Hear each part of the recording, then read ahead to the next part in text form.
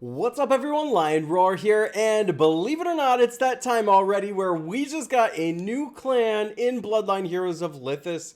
It is the ACUNA clan. So of course, I'm gonna do a breakdown.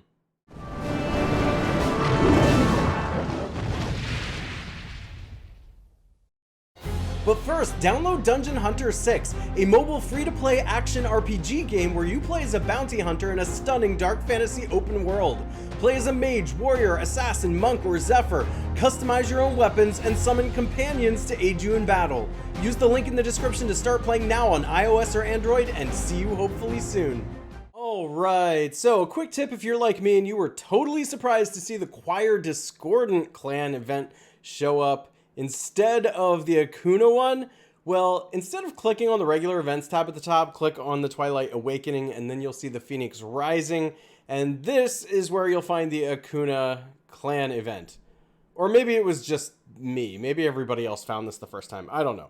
But let's start out by looking at their trait. I'm going to go into my roster here, and I'm going to look at the epic ones because the event just started. I am probably releasing this the day after I'm actually videoing it, but I have the epic ones from the clan event, and so we can take a look at the trait. Do note, since it is epic, these numbers are going to be higher if you have a mythic, especially if you level it to 22.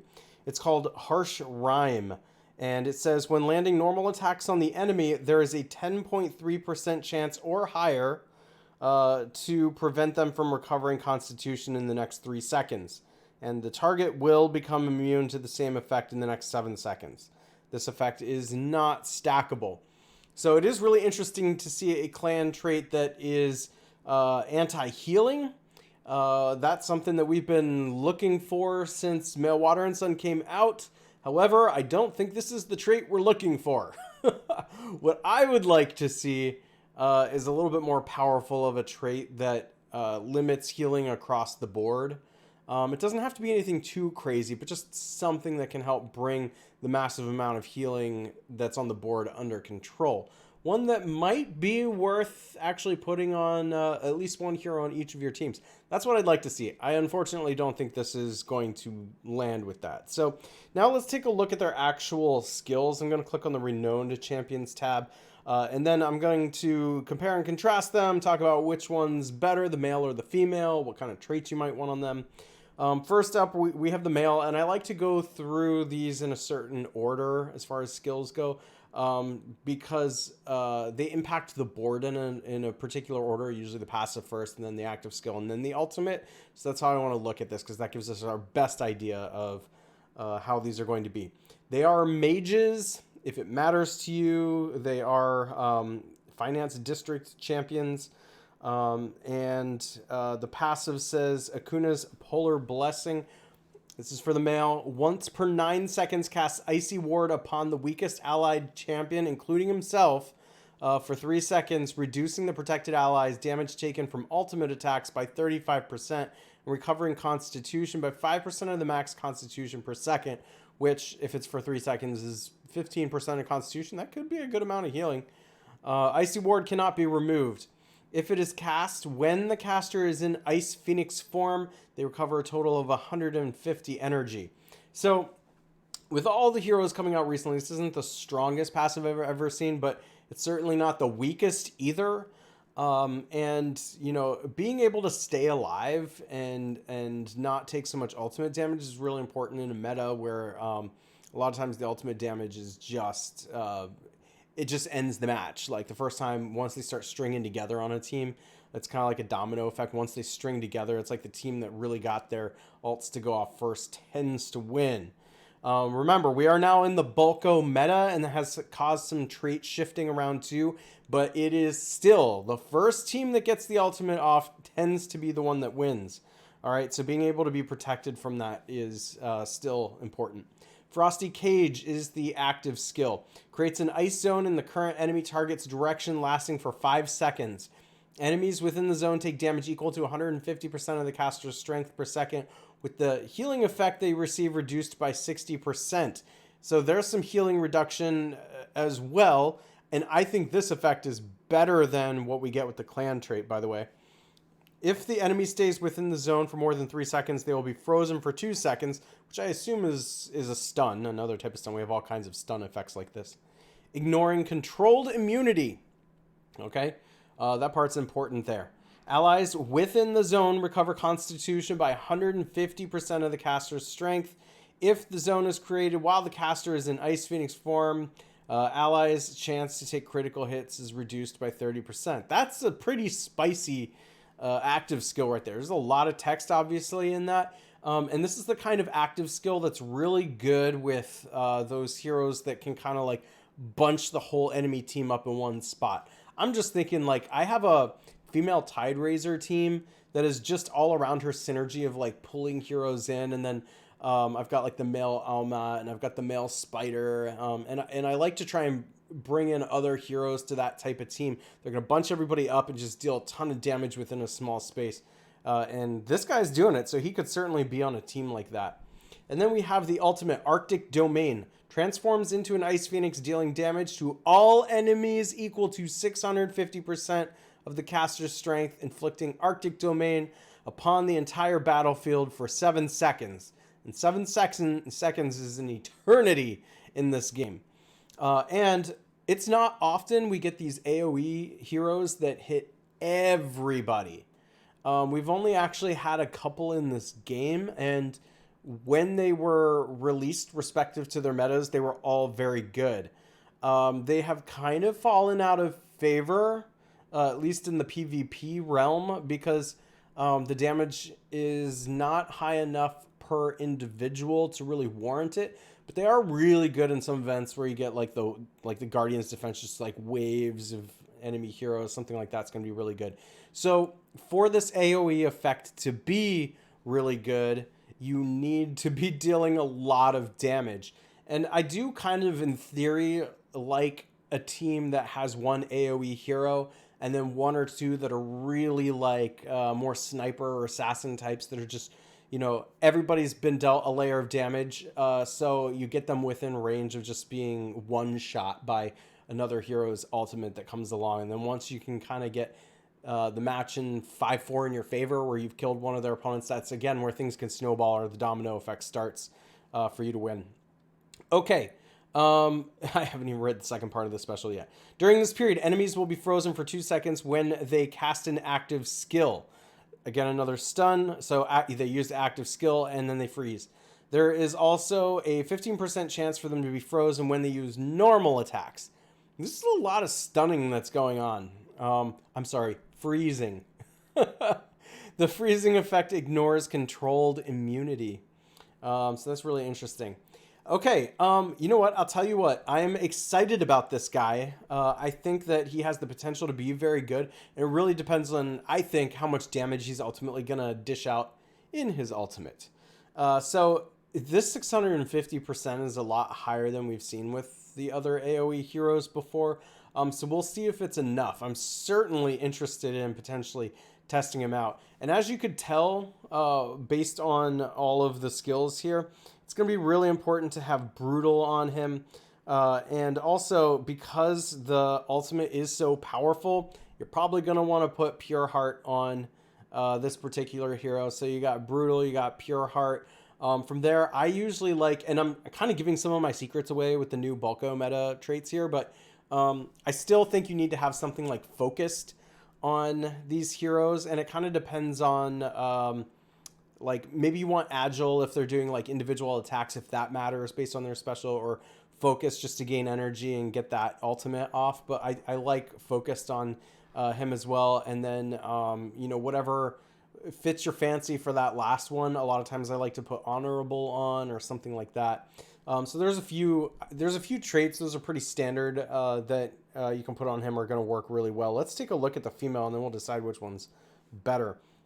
ACUNA's Burning Glacier, which, by the way, if some people are watching this and they think their names are pronounced ACUNA, I've seen this word before, but it's had an Enye where the N is ACUNA. I've actually been to a town in Mexico called ACUNA, but there's no Enye here, so that's why I'm saying ACUNA. Feel free to correct me in the comments if I'm totally off base here, but ACUNA's Burning Glacier gains 25% lifesteal When using normal attacks or skills, the caster will consume 25% of current constitution to cast a permanent shield with an equal amount of health. When the caster's permafrost exceeds their max constitution, it will be converted to their current constitution and increase their max constitution by 100%. That's a lot of words to say. Basically what's happening here is with normal attacks, where again, this is where agile comes in, but just a hint.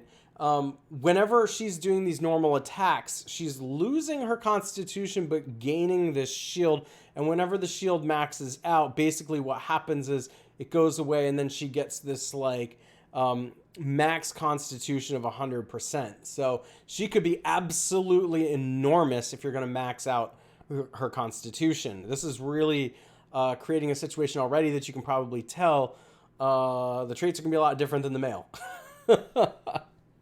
All right, continuing on. In this case, the caster also enters Pyro Plume status for 10 seconds, during which during which their skills will be enhanced, and each normal attack deals additional damage equal to 8% of their current permafrost's shield health. So, you want a bigger shield or you want more damage to be done, then you want bigger constitution / bigger shield, and you also want to be attacking faster. Shattering Ice deals a 3-stage strike, each stage dealing damage to a random enemy target equal to 170% of the caster's strength plus 10% of the current shield's health applied by permafrost. In Pyro Plume status, each strike targets or triggers an explosion on the target and deals the same amount of damage to nearby enemies. So here, you don't get the AoE type of damage across everybody, but you do get it across at least several, which could be another one of these like great types of synergies with a female Tideraiser, which I bring up all the time because when you get these like small areas like where this explosion can deal damage to nearby enemies, you want everybody to be bunched together, and she's just so good at that. I don't think female Tideraiser gets enough play. Here's the ultimate Permafrost Bite. Grants and activates an 8-second permafrost shield to 2 allies with the lowest constitution, including the caster. The shields share the same health of the casters, but not lower than 20% of the caster's max constitution. The activated permafrost shields will take 25% reflected damage. That's an interesting effect we haven't really seen before. In Pyro Plume status, the activated permafrost will be enhanced, dealing damage to nearby enemies equal to 8% of the shield's current health per second. And that could be a lot depending on how high that constitution is. Okay, so traits for her. Absolutely, I would be putting something like energetic on her. And then also, you know, you want to keep the shield around, so like honorable is a really good idea on her. The ultimate, again, I think you want to get towards the ultimate faster if you're going to put Pure Heart. I think this is a good enough ultimate that you do want it to go off within 10 seconds in the Bulko meta. So if you're seeing Bulko a lot already, then you're probably going to go Pure Heart, right? And then I would probably use Agile in this case instead of Focused, just because you actually have an effect here that's really benefit from her individual attacks. So you do want that to be as fast as possible. And I know that people have commented on my videos before, and I've even discussed the soft cap with attack speed. But the fact of the matter is, like, faster is faster, even if it is just a little bit. So you really want to stack it for this. Like, I get it that at some point, like, the amount of speed is not necessarily going to increase the number of attacks that are happening in a certain amount of time. But when you put all the speed effects together, they can sneak one in potentially that could be the difference between having that full 100% shield that turns into like an additional 100% max constitution or not. What she appears like to me is like a tank that is just called a mage. Like, this is the tankiest tank I have ever seen, and she's a mage. She really has a lot of potential here to be just like the female and the male Galabars and the Choir Discordants that just kind of hang around and will not die. And you know, once she gets that ball rolling, which is again why I think you want to increase the attack speed on her, it's going to lead to a lot of the dominoes that are going to make her like unkillable.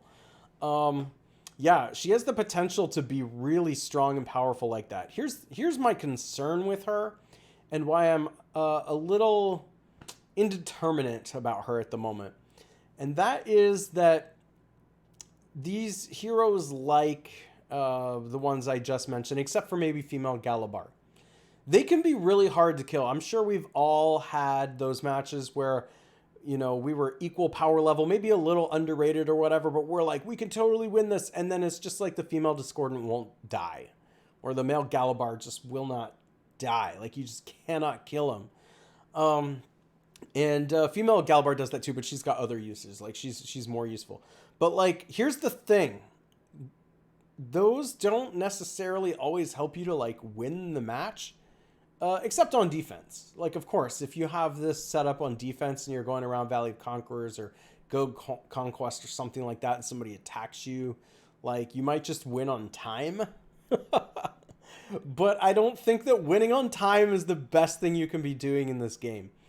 Now, the reason I set female Galabar apart from them is because, of course, she does so much crowd control with, you know, her paralyzing and such. So she's got uses that are better than, like, it's just a bonus that sometimes she doesn't die, but she's doing a lot of other things as well. If it turns out that female ACUNA cannot do much of anything else other than live a long time, then basically she's a hero you only really want to put on defense and not on offense. But you know what? There is the potential. We'll just have to see. Like, I think she's going to take a lot more investment. So no doubt the decision between male and female. If you go female, you're going to have to go lots of vigor. You're going to have to get her leveled up as highly as possible. And you're just going to have to invest a ton of resources in her, because it's at that point where she's got that max constitution, just a huge number, like unfathomably large number, that she's going to be at her best, where she may not die. And she might deal a lot of damage. Like, when we look at that ultimate, she's dealing damage to nearby enemies equal to 8% of the shield's current health per second. All right, so if you've got a giant shield that's being converted into damage, that could potentially be a lot, and especially if it's per second. You could just see her really wear enemies down. So I think that when it comes to the male and the male is more of a sure thing. Like, we know these skills. Like, a lot of this is stuff we've kind of seen before in other shapes and forms, to where it's easier to say you can get him and he's going to be very good even at lower levels. In fact, I'm tempted to level the male up because I'm more sure about him than I am of the female. But I do think that there's the potential the female has the higher risk, higher reward. Like, if you load all the... You could just load all your resources into her and then find out she's not good, and then it's like, well, okay, you just kind of quickly move on from her. And at least you get to reset her and get some of the resources back. However, it could turn out that she's just this incredible hero that, first of all, doesn't die, but then because of how she deals damage, she ends up dealing a lot too. So she's certainly going to take testing. We're going to just have to see with her. She has the potential to be S tier. She has the potential to just be a D tier type of hero, and we're going to wait to find that out. I think the male is a more sure thing. If you want one that you're pretty sure is going to be an A right off the bat, or at least a B at lowest, like, I think he's got a really high floor too, then I think you want to go with him. But this is all speculation because they just came out. So now I got to summon and figure out and test. If you enjoy videos like this, make sure to like, subscribe, and hit that bell notification, and I will catch you in the next one.